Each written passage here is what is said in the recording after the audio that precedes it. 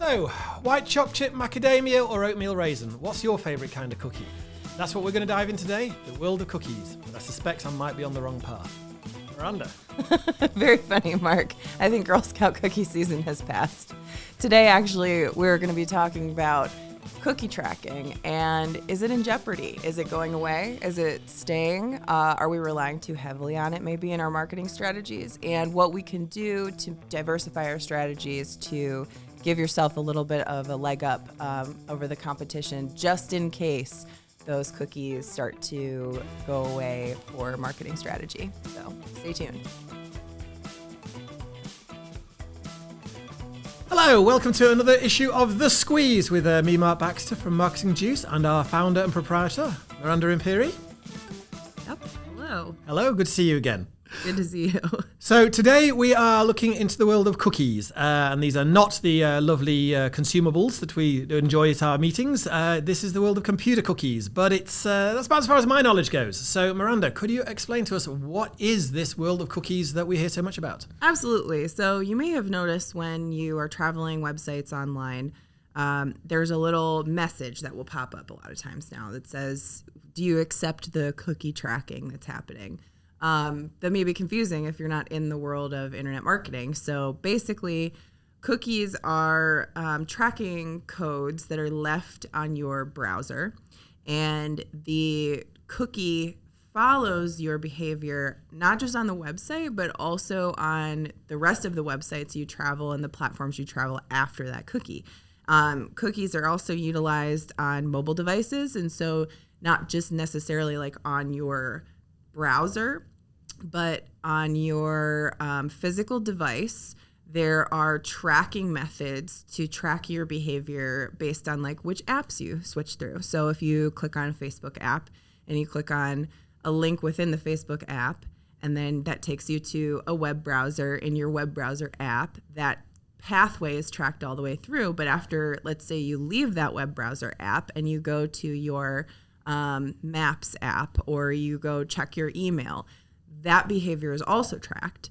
And so what that does is that helps advertisers create behavior profiles for target users to target advertising to, which is why advertising seems so heavily tailored to your own unique priorities and your buying behavior. The way Facebook knows exactly what I want before I've even thought it. Mm-hmm, exactly. And I'm sure you've noticed it when you are going, like, let's say you're shopping for a new dishwasher, and you've been exploring dishwasher options on Home Depot and Lowe's and Best Buy. Well, all of a sudden the dishwasher that you had flagged and really liked and maybe talked about with your spouse about buying is showing up in an ad right in the middle of your Facebook newsfeed.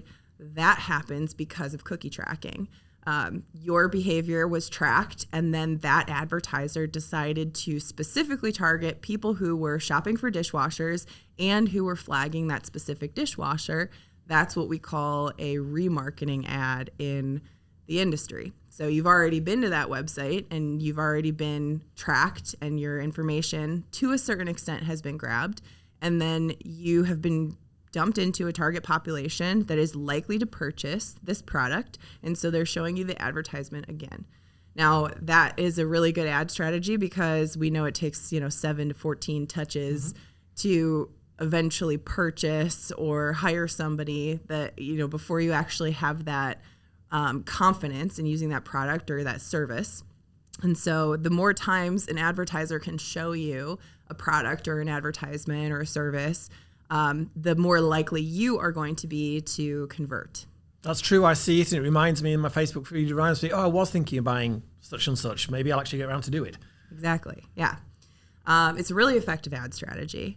However, last year, you might have seen when the iOS update came through. And actually, this might have been 2 years ago now, because we don't count 2020. But everything seems like last year, right? But when the iOS interface updated, the operating system on Apple devices, they created a new function for users to be able to turn your tracking off. So anything that is behavior tracked on a mobile device, on an Apple device specifically, in your settings, you're able to turn that off so that you can't be tracked. Now, I do want to say tracking is not always a bad thing, right? Those of us who grew up with cable television where we had to watch 10 minutes of commercials for every 30-minute show we were watching. Oh, the old days. None of those advertisements were targeted to 7-year-old me sitting and watching pharmaceutical ad after pharmaceutical ad. It was incredibly boring and dry, right? And they are today, by the way. Right. But now when I log into my Facebook account or my Instagram account or really anywhere for that matter, the ads that are shown to me are specifically things that I need or that I would like or that I'm interested in, which is a refreshing change from what it used to be, especially online, being bombarded with like pop-up ads and constant scrolling ads between every article that you read. I mean, those things were really frustrating, especially when they were really irrelevant. So what we're saying really is it's the cookie is a digital breadcrumb trail. Mm-hmm. And if Hansel and Gretel had had it, they would never ended up at the witch's house. They'd have gone straight to the candy store. Right. Yeah, exactly. Excellent. Exactly. But there is a little bit of a downside to it, right? So there are plenty of unscrupulous companies. Shock horror. Yeah, right. Tech companies, marketers out there who use this data, they collect this data, and then they sell the data and they're not always doing due diligence to verify, if they're selling the data to a reputable place, if they're using the data for reputable or really above board purposes. And so that can be a little bit scary for an end user because how much of my data really is getting like sold and passed around the internet, right? Well, we know when cookies are tracked, your personal information isn't usually associated with that. So like your age, your location, sometimes your IP address, your behavior, those things are all shared, your interests, but your social security number, your birth date, your phone number, your address, those things are not shared. And so what we are seeing is that some of those data broker companies are actually going a step too far, and they are following that information through to that really highly personal and sensitive information, which has caused a lot of the issues that we have going in the world today with like identity theft. And there's like lots of identity theft protection companies out there today for that reason, because it has become easier to use those cookies to go a step further and find really important personal information about certain people. So that's a pretty big downside for people. And really the reason that I bring it to the podcast today is because the more people are becoming aware of this, the more they are becoming wary of this technology and opting out of using cookie tracking, which is not, it is what it is, right? If you are worried about your personal information being sold or you don't want to be lumped into a behavioral group in an advertising bucket, that's okay, and that's your prerogative. However, what it seems like in the industry is that there are going to be more measures taken to prevent that detailed cookie from being tracked and utilized in advertising, which can be really scary for somebody who has used those highly targeted advertising methods to build their business, right? All of a sudden they can't get to speak to the people they want to talk to. Right. And like we talked about in a previous episode, like advertising is part of marketing, but it's not the same as subset marketing, right? It is a version of marketing, and it's not a bad way to market your company, but if you are putting all of your eggs in that basket, there could come a time when you're not going to be able to do that anymore. Not good. Mm-hmm. So what can we do about it? Well, this is why I'm such a huge proponent of organic content marketing. Yes, you have mentioned this before. Yes. So organic content marketing is going to help you get to the top of those search results organically, right? And that means without having to pay for that placement. So when we look up something on Google, we get a page of results, and the first 3 results typically are advertisements. Those advertisements are things that you're paying for every time somebody clicks on that or every time somebody converts on your website after clicking. And they are shown to you based on your advertiser profile. Now, if you have your privacy settings like way up in your Chrome browser, for instance, the advertisements that you get there are really only going to rely on your key phrase that you search for and not your other behavior on the internet, right? Because you're not using that cookie tracking to associate your behavior profile with who you are. And so the keywords that those companies are buying, that's how they show up in your search result. Well, a lot of times we skip over those first 3 results because we know that they're ads, and we go down to the organic listings.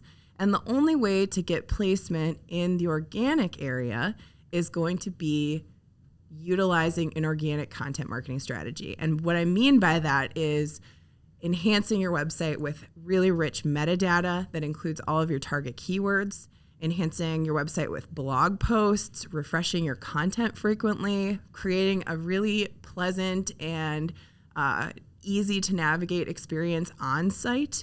So making sure that your whole navigation is optimized, that people can click and find the things that they need pretty easily and quickly. And then also utilizing a really robust link building strategy through content marketing. So offering guest posts that link back to your website through target key phrases, or utilizing Pinterest to pin content on your website to a Pinterest board and associating with hashtags that have to do with your target key phrases. And then also using a social media strategy by sharing links from your website or talking about the services or products that you offer with those target key phrases in your content. So a good strategy of ongoing content marketing like that will keep you at those number 1, number 2 results on your organic search results. So if the cookie tracking should go away, when somebody is going to search for your product or service on Google or Bing or Yahoo, your stuff is still going to get served up first without having to pay for that ad placement and buy those keywords. And that can, it's scary thinking about the targeting going away, because if we go back to an environment where we're just paying for keywords, that's when the keywords are going to get really costly, right? So if we do this, we can avoid the cookie monster. Right, exactly. That's a great way to put it. Excellent. Anything else we should know about cookies, or do you think we've pretty much come to the end of the topic? Well, I think I would just caution people to educate themselves fully about how this strategy works and why it originally came about, like what the value is there. Because even though there are some unscrupulous data brokers in our industry, I mean, there's always going to be somebody who comes along and perverts the technology for their own personal gain. It's just human nature, and that's the way that the world has moved thus far. But cookies have made an overwhelmingly positive experience on the internet versus what it used to be. And I'm sure that there are lots of people who have forgotten, or maybe weren't even using the internet during that time. And it's why we have that today, to make advertising better and resonate better with the end user.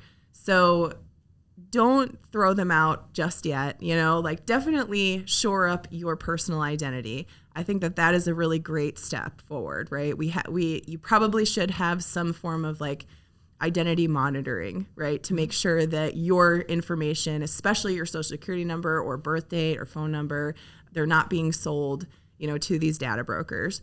But having a behavior profile about how you behave online so that you can be advertised to appropriately is not a bad thing, and it makes your experience a lot better than what it could be if that wasn't there. So I would caution people, to, instead of panic, educate yourself first. Hopefully this blog has helped. Right, exactly. But also, if you're not already doing so, definitely start investing in some kind of organic content marketing strategy to make sure that you've diversified your marketing and you're not relying too heavily in one area or another. Excellent. And of course, in my version of Chrome, it asks me if I want to accept biscuits. There you are. Thank you very much for joining us today on The Squeeze, and we look forward to seeing you next time.